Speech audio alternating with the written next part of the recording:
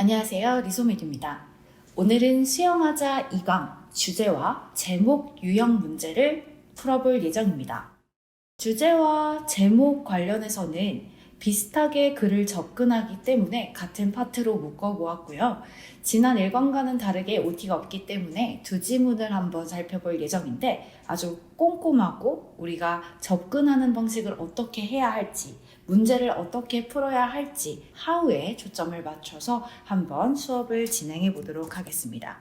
자, 첫 번째, 2020학년도 수능 23번 문제에 해당하는 지문입니다. 다음 글의 주제로 적절한 걸 골라라 라는 문제죠. 주제 지문은요, 제가 항상 말씀드리지만 첫 번째 문장 그리고 두 번째 문장을 주의 깊게 보셔야 합니다.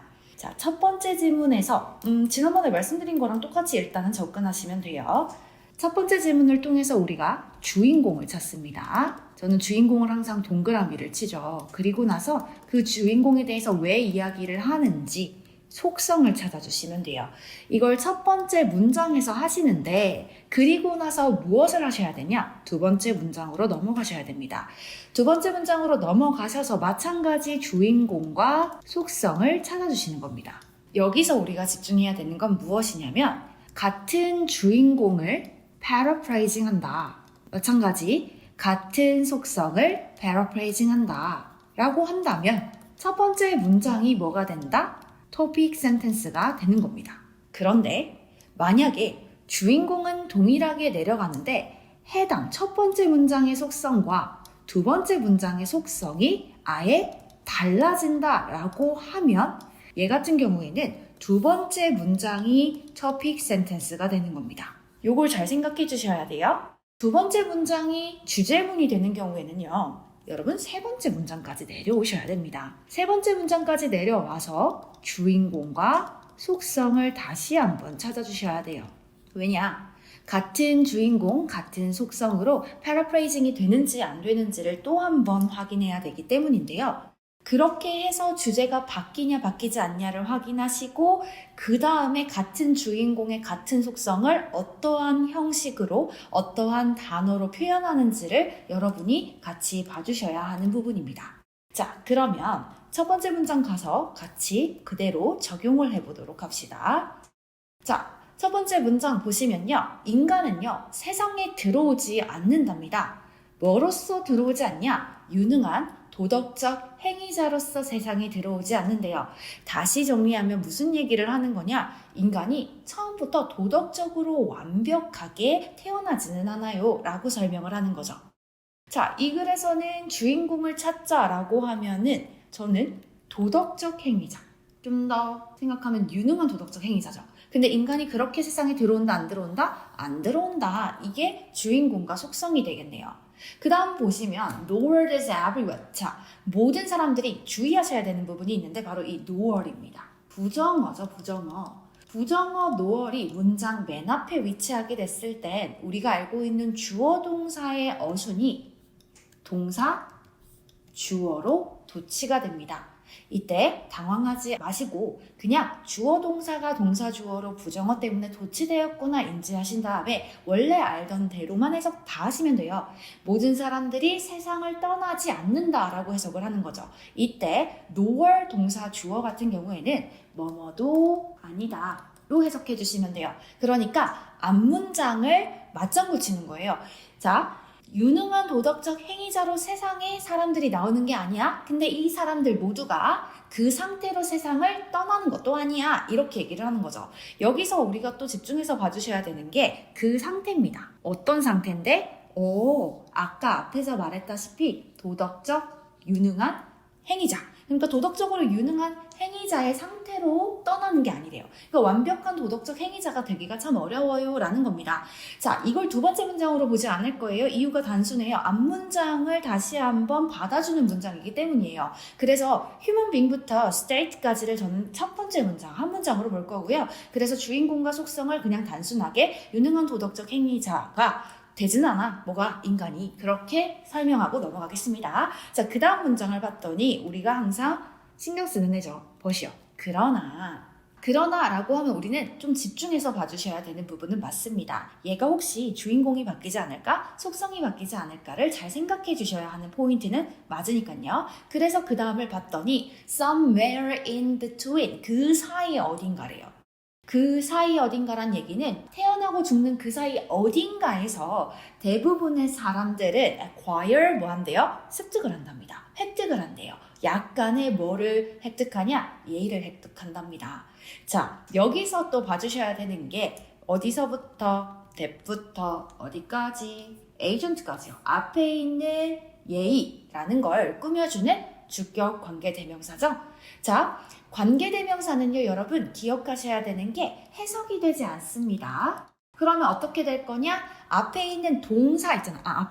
뒤에 있는 동사가 앞에 있는 명사를 수식하듯이 해석해 주시면 돼요. 동사는 안명사 이렇게 해석하는 겁니다. 그러면 qualify 하면 자격을 부여하다라는 뜻이니까 그들에게 멤버십, 회원이 되는 자격을 부여하는 약간의 예의를 대부분의 사람들이 습득을 한다. 이렇게 해석을 해주시면 되는 거죠.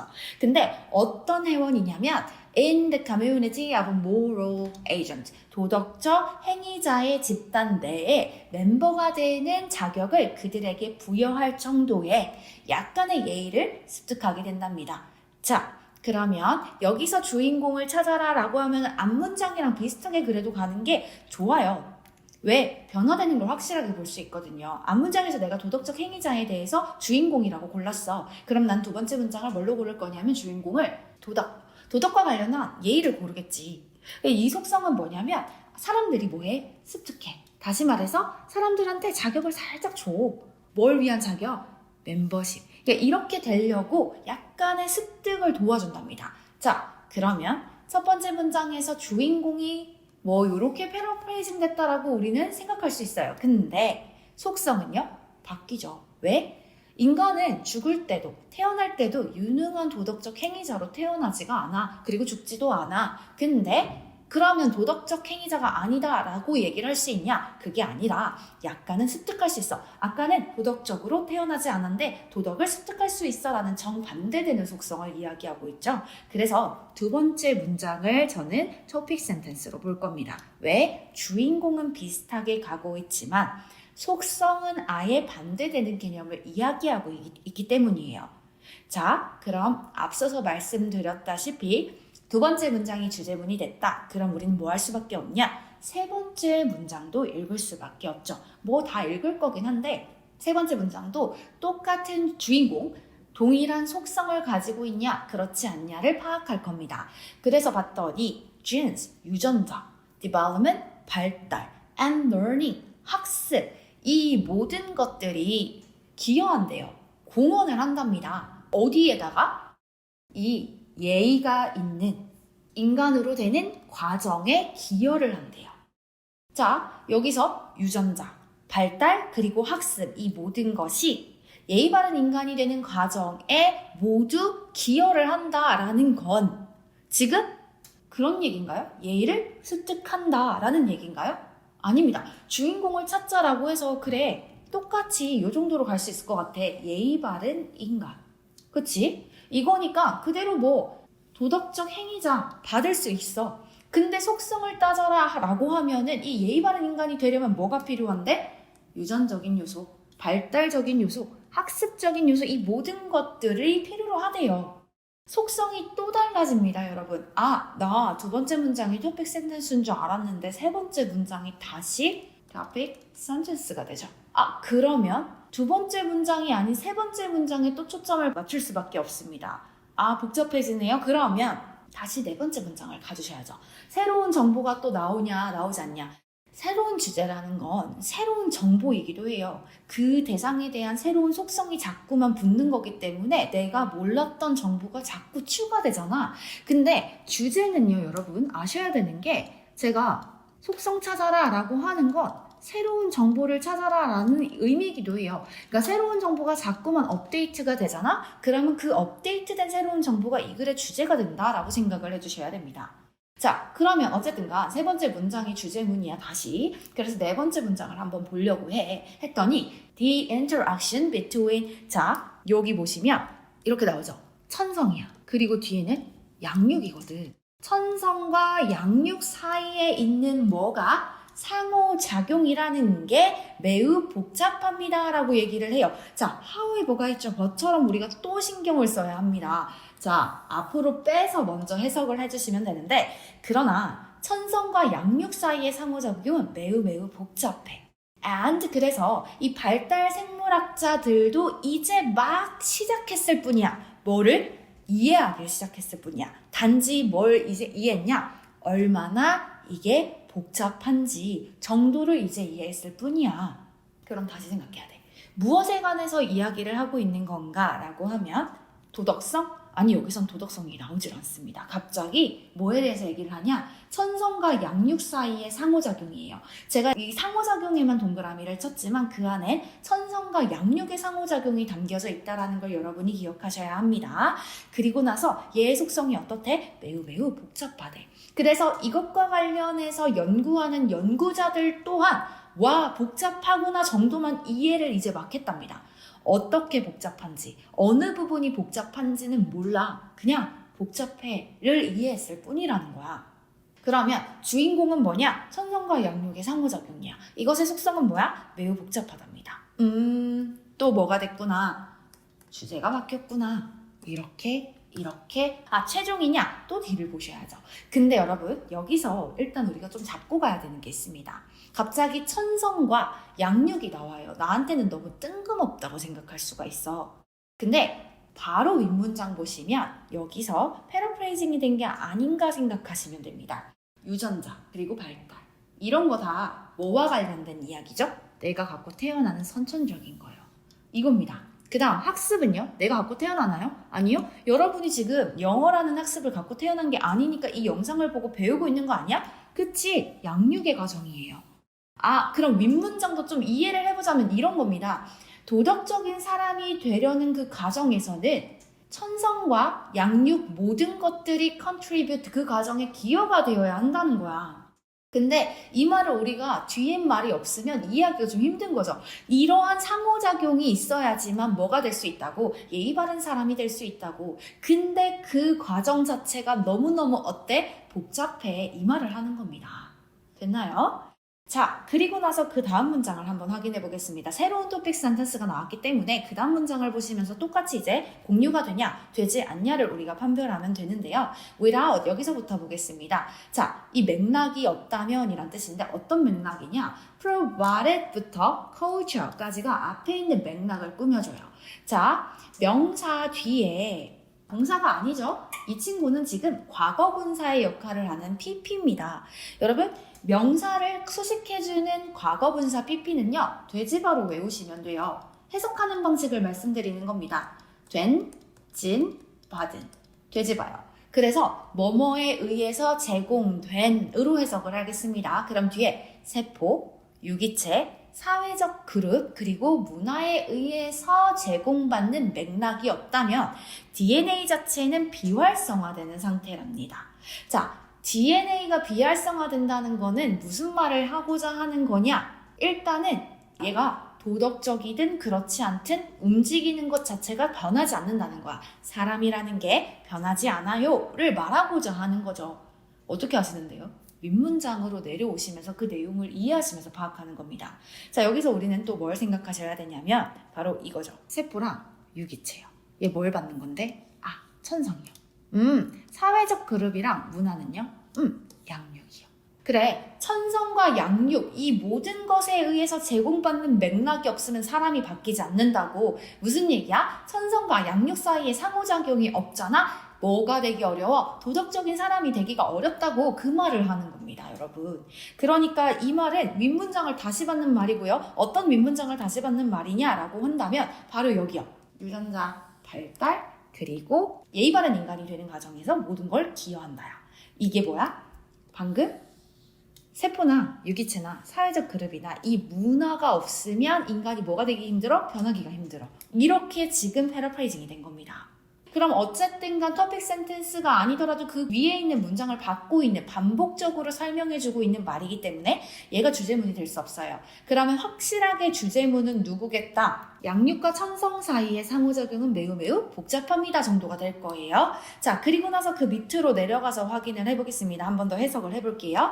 anyone, 그 누구든지인데 어떤 사람들은 유전적으로 도덕적이게 되게 프로그래머되어 있어 라고 말하는 사람들 모두는요, 가지고 있어요. 아주 단순한, 지나치게 단순화된 견해를 가지고 있죠. 뭐에 대해서? 어떻게 유전자가 작동하는지, 기능하는지에 대한 지나친, 단순화된 관점을 가지고 있답니다. 이것도 이해해 볼까요? 얘도 주인공과 속성을 찾아내기보다는 부연 설명을 하고 있는 것 같습니다. 인간은 유전적으로 도덕적인 사람이 되게 프로그래머되어 있어. 얘는 천성을 말하는 거지.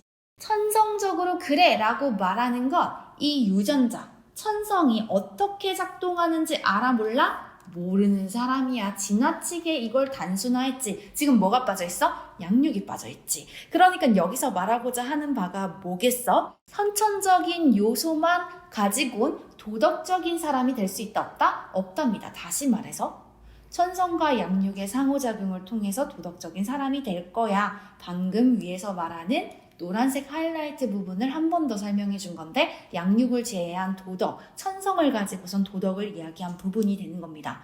무슨 얘기? 똑같은 말을 했단 얘기예요, 여러분. 이것도 그래서 노란색 하이라이트로 같은 말을 반복한 거다라고 생각하시면 돼요. 그 다음으로 내려가서요, 또 한 번 해석을 해보겠습니다. 유전자들과 환경은요, 상호작용을 해요. 이런 방식으로요.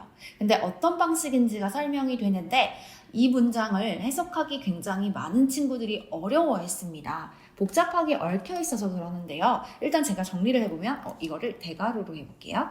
이 대세 문장은 어디까지 갈 거냐? 이 문장의 끝까지 갈 겁니다. 보시면 make라는 동사가 나오기 때문에 여기 있는 that은 우리가 뭐로 보시면 되냐? 주격, 관계, 대명사로 보시면 돼요. 앞에 있는 선행사를 꾸며주겠죠. 해석을 하지 않겠다라는 겁니다. 그러면 만드는 방식으로 유전자와 환경은 상호작용합니다 정도예요. 근데 우리 이미 나왔다. 유전자와 환경이 상호작용한다라는 게 앞에서 우리가 말하는 주인공이잖아. 상호작용. 여기요. 그치? 여기 있는 상호작용을 받고 있는 게 되는 거지. 근데 여기서 유전자는 뭘 가리키는 거고? 당연히 천성을 가리키는 거고, 여기서 환경은 양육을 가리키는 거죠. 똑같은 말을 한 겁니다. The interaction between nature and nurture를 genes and environment interact로 설명한 거죠. 근데 이거 상호작용을 어떤 식으로 하고 있냐라고 했더니 뒤를 보면 뒤의 구조가 좀 복잡해요. 근데 진짜 걱정 안 해도 되는 부분이 뭔 줄 알아? 내가 나중에 이걸 좀 파악한다. 짝꿍, 짝짓기, 패러프레이징을 좀 파악하고 있다라고 하면 지금 내가 그랬잖아요. 천성과 양육의 상호작용이 지금 밑에서 유전자와 환경이 상호작용한다를 그대로 받는 거라면 뒤에 있는 복잡한 말은 다 무슨 말이겠어? 매우 매우 복잡한 관계를 띠고 있다라는 말을 하지 않겠어? 이렇게 넘어가셔도 괜찮다는 겁니다. 이렇게 예측을 할 수 있다라는 거예요. 근데 내가 불안하고 내가 정확도가 떨어지다 보니까 나는 뭐 해야 되겠어? 이거를 다 해석해야 되겠어? 하시는 분들 하시면 돼요. 아마 똑같은 말 할 겁니다. 상호작용할 거야. 그리고 매우 복잡하게 상호작용할 거야. 이 얘기를 할 겁니다. 뒤는. 그래서 봤더니 여러분이 어디서부터 꼬이기 시작하냐면 이시요. 근데 이 it은요. 해석이 되지 않는 가짜 목적어 it입니다. 그럼 진짜 목적어는 어디 있냐? 여기 있죠. to, think, 블라블라 해서 여기 쭉쭉쭉 진짜 목적어가 있습니다. 가짜 목적어는 해석을 하지 않고요. 진짜 목적어를 해석하셔야 돼요. 그러면 nonsensical 하면은 의미가 없는, 무의미하게 만드는 건데 무엇을? to think that blah blah. that 이하를 생각하는 게 무의미하게 만드는 방식으로 이렇게 되는 거죠. 유전자랑 환경이 상호작용합니다. 예요. 그럼 어떻게 생각하는 게 무의미하냐면 뒤에 있는 형태를 봤더니 하필이면 이 that이 접속사 that을 이끌고 나옵니다. 자, 여기 해석이 꼬이시는 건데 여기 있는 think는요. 생각하다라는 원래 동사였잖아. 이거 투부정사입니다. to 플러스 동사 원형. 기존의 동사를 담고 있는 거예요. 그러면 원래 동사이던 시절의 think는요. 뭐뭐를 생각하다. 뭐가 필요하냐? 목적어가 반드시 필요한 동사입니다.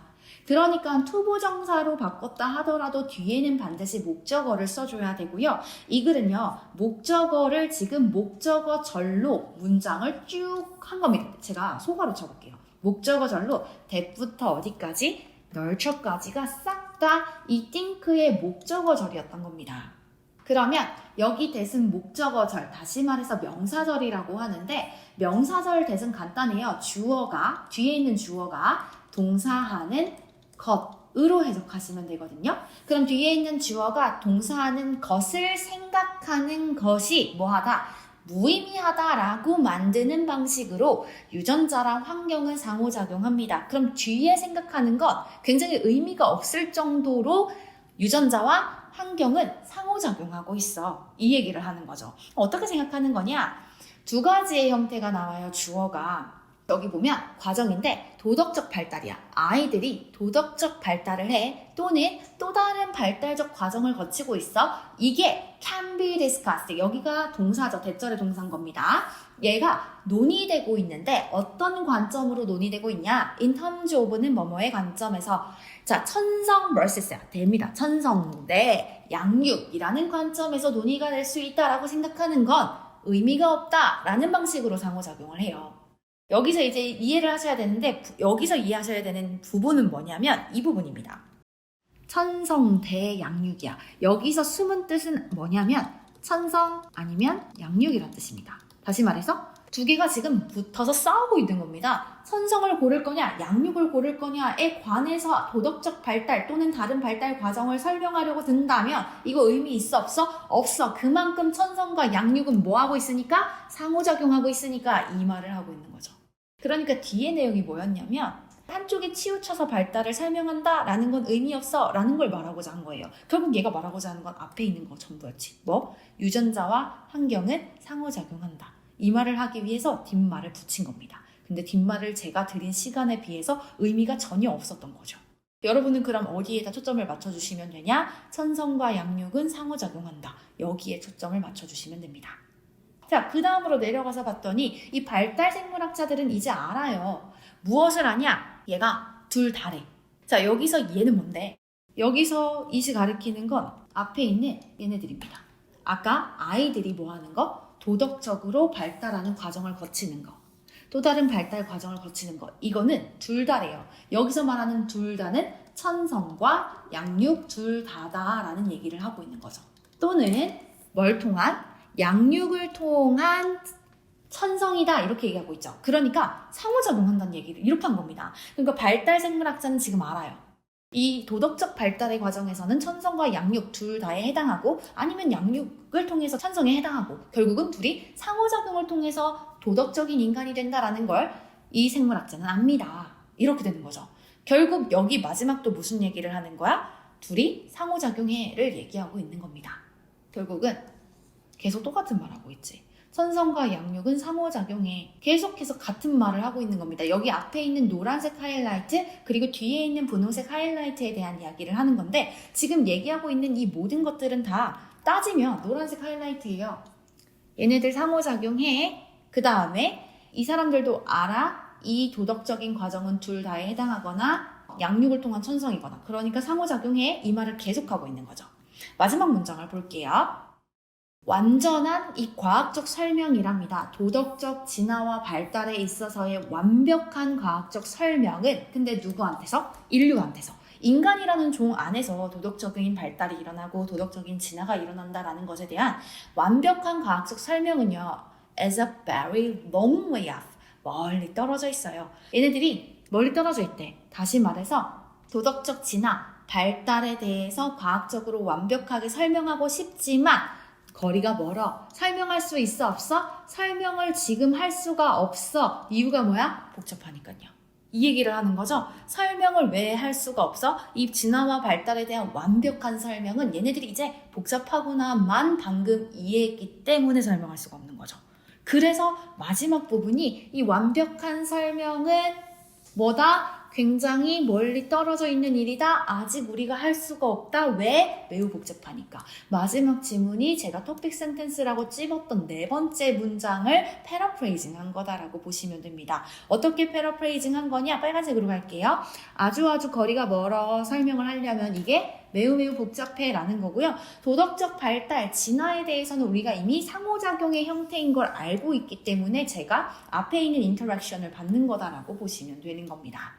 그래서 주제를 찾아라 라고 한다면 몇 번으로 고르는 게 맞다?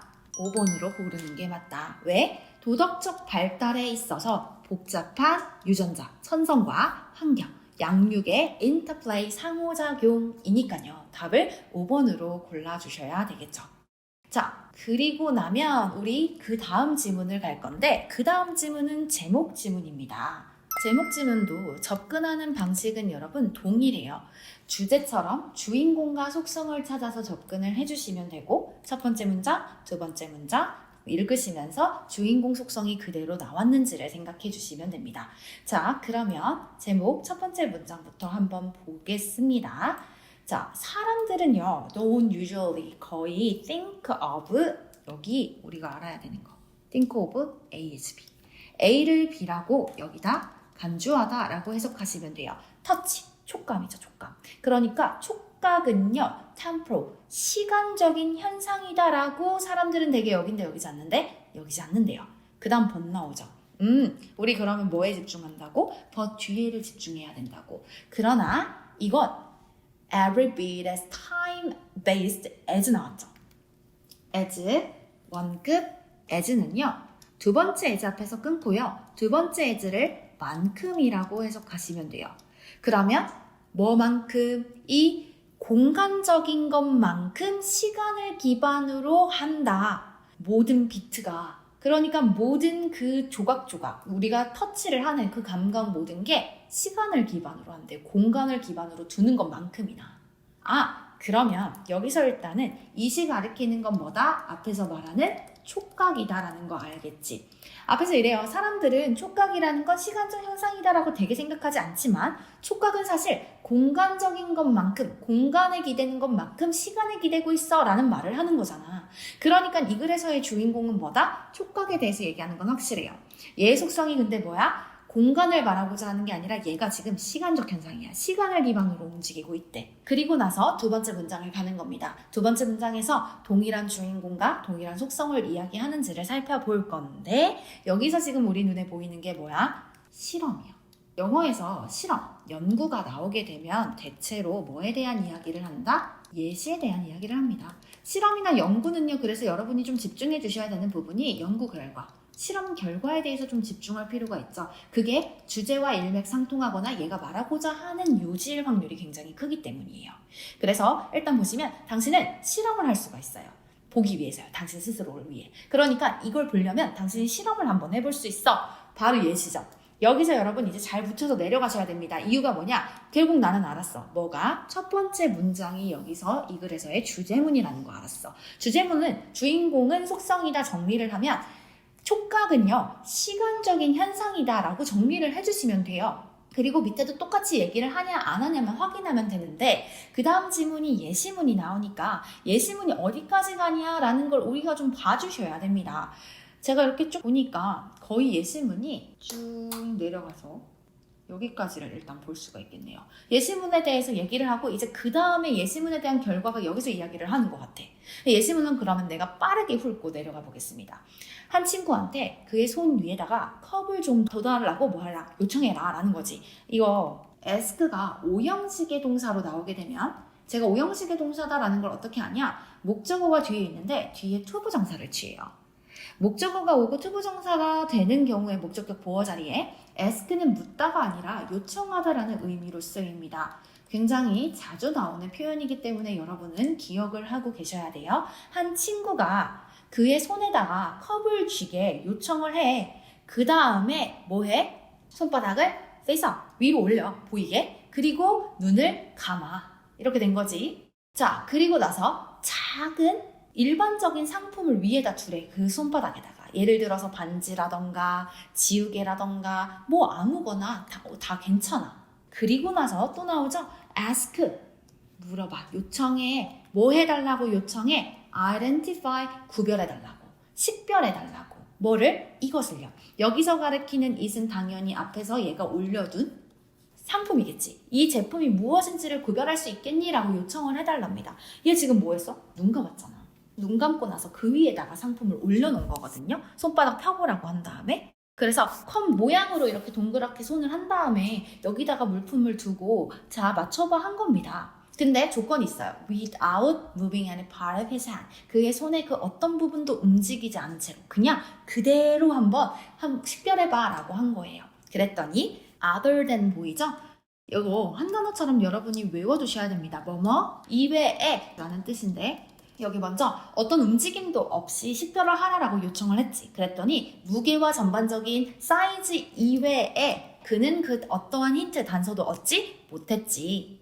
그리고 나서 그에게 뭐 해라? 계속해서 눈은 감아. 그리고 뭐해? 이번에는 좀 다릅니다. 손가락을 움직여라 라고 했답니다. 어디에다가? 그 물체에다가. 자, 조건이 살짝 달라졌습니다. 위에 첫 번째 실험에서의 조건은 뭐였냐면 절대 움직이지 말라는 게 조건이었어요. 손 하나 까딱하지 않고 그냥 네가 컵 모양 한 대로 여기다가 사물을 둔 거니까 그대로 이 사물이 무엇인지를 맞춰봐 했더니 무게랑 사이즈 말고는 어떤 것도 얘는 맞출 수가 없었다는 거예요. 근데 이번엔 똑같이 눈을 감았는데 조건이 살짝 다릅니다. 움직이라는 거죠. 움직였더니 그는요 거의 한 번에 식별을 하더랍니다.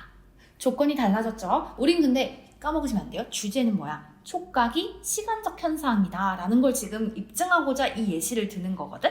그러니까 생각하셔야 돼요. 시간적 현상을 가지고 있는지 가지고 있지 않은지를 생각하셔야 된다는 겁니다. 자, by ing 나왔습니다. 뭐뭐 함으로써지. 그 손가락을 움직이게 함으로써 당신은요 시간을 더한 겁니다. 어디다가? to the sensory, 그 감각인지 뭐에 대한 촉각, 한마디로 촉각에다가 시간을 더해준 거래. 그치? 가만히 있으면 정지될 거야. 그러니까 그 시간을 더해준 게 아닌데 손가락을 움직이면서 시간을 들여준 거랍니다. 아, 여러분 그러니까 있는 그대로 받아들이셔야 돼요. 이해한다기보다는 문장 그대로를 받아들이셔야 되는데 이미 결과가 나왔거든? 손가락을 움직이게 하는 행위는 어떤 행위와 똑같다? 촉각이라는 감각에 시간을 더해준 행위랑 똑같다라는 겁니다.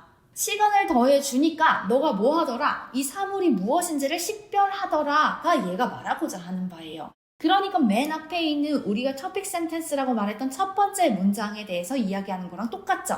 뭐는 촉각은 시간을 기반으로 하는 경우가 많아. 이 얘기를 하는 거잖아. 촉각은 시간의 영향을 받고 있어. 왜? 우리 손가락을 움직여서 시간을 더해줬더니 촉각이 좀 더 날렵해졌거든. 그래서 사물을 구별할 줄 알더라 라는 얘기를 하는 거잖아. 자, 거기에 대해서 이제 설명을 합니다. 한 번 더. 아주 직접적인 유사점이 있대요. 뭐와 뭐 사이에? 제가 여기 밑에다가는 안 써놨는데 분석본이랑 해설집엔 다 써놨을 거거든요. 뭘 얘기하는 거냐면 망막이요. 당신의 손가락 끝과 망막 중심에 있는 중심와 사이에 직접적인 유사함이 있대요. 손가락 끝은 얘를 가리키는 거고요. 그리고 얘가 와입니다. 망막에 있는 완대 중심 와요. 이거 그래서 한 단어로 이렇게 하시면 되죠. 이것까지 해. 이렇게 당신의 망막 중심 와 이렇게요. 그러니까 당신의 망막 중심 와와 손가락 끝 사이에 뭐가 있다? 직접적인 유사점이 있어. 그리고 그 두 가지가 뭐 한다? have a high 뭘 가지고 있어? 엄청 예민함을 갖고 있어. 높은 예민함을 갖고 있지. 여기서 가리키는 두 개가 뭔데? 이거 두 개야. 그래서 뭐 하게 되면 당신이 감각을 복잡하게 사용하는 그런 능력은 예를 들어 어떻게 촉각을 복잡하게 사용할 건데 셔츠 단추 잠그는 거 또는 어둠 속에서 현관문을 unlocking 여는 거와 같이 손가락을 이용해서 우리가 촉각을 좀 복잡하게 사용한 우리의 능력은요. 그러니까 여기서도 주인공 뽑아내봐 라고 하면 이제 정리하고 있잖아요. 여기까지 정리가 됐으니까 주인공과 속성을 한 번 더 정리해봐야죠. 이거지. 여기에 대한 능력이야. 촉각에 대한 우리의 능력은 depend on 어디에 의존하고 있냐면 지속적으로 시간에 따라 달라지는 촉각의 패턴이요. 뭐에 따라? 시간에 따라. 시간의 영향을 받고 있어. 시간에 의존하고 있어. 라고 이야기를 하고 있죠. 첫 번째 질문이랑 똑같은 말을 하는 겁니다. 시간에 의존하고 있어. 이렇게요. 앞에서 말한 왜 망막 중심와와 손가락 끝 사이에는 아주 비슷한 유사점을 가지고 있고 그 비슷한 유사점은 얘네 둘 다 예민하다는 거다라는 건데 이거 왜 넣은 거예요? 그겁니다. 왜 손가락을 움직임으로 인해서 시간을 얻게 됐고 우리가 그 시간을 통해서 촉각이 좀 더 무언가의 물건을 구별하는 걸 잘하는 이유에 대해서 설명한 겁니다. 손가락 끝은 우리 망막과 비슷해. 그래서 예민해. 손가락 끝을 이용하면 사물을 구별하기가 쉬워. 그 말에 대한 보충 설명을 하고 싶었던 거죠. 별다른 건 아니었습니다. 손가락 끝에 대한 중요성을 말하고자 하는 게 아니라요. 손가락 끝을 사용하면 우리가 뭐 하게 되는 거랑 똑같다고? 이 감각에다 시간을 더해주는 거랑 똑같다고. 여기에 초점을 맞춰야죠. 왜냐? 여기서 지금까지 말한 거 실험하고 그 망막와 얘기한 거는 예시문이거든. 여기서 갑자기 망막와에 꽂혀가지고 시각과 촉각으로 가시면 큰일 납니다, 여러분. 마지막에 그래서 너희들이 그럴까봐 한 번 더 설명해 주잖아요. 이 복잡하게 촉각을 사용하는 능력은 뭐에 달려있다? 지속적인 시간에 따라 달라지는 패턴에 달려있다. 이겁니다. 시간에 따라 손가락을 움직이니까 손끝에 달려있는 패턴이 다 바뀌는 거죠. 이 얘기를 한 거예요. 그래서 해당 주인공과 속성, 그러니까 촉각과 시간을 담고 있는 걸로 답을 골라주셔야 되고요. 그러면 시간과 촉각을 담고 있는 답은 이건 아니고 시간, 촉각, five sense 다 나오지 않았죠? 촉각, 시간, 그 다음에 촉각, 시각이 없죠. 오케이, 이렇게 걸러낼 수 있겠네요. 그러면 2번 아니면 4번으로 고를 거고 거기서 이제 속성을 찾는 거예요. 시간은 매우 중요해요. 촉각에 숨겨진 본질이랍니다. 네 번째, 뭐 하는데? 시간의 개념을 형성하는 데 있어서의 촉각의 역할. 바뀌었지? 4번은요, 시간이 주인공이 된 겁니다. 시간의 개념을 만들려면 촉각이 필요하대요. 근데 이 글의 주인공은 촉각이야.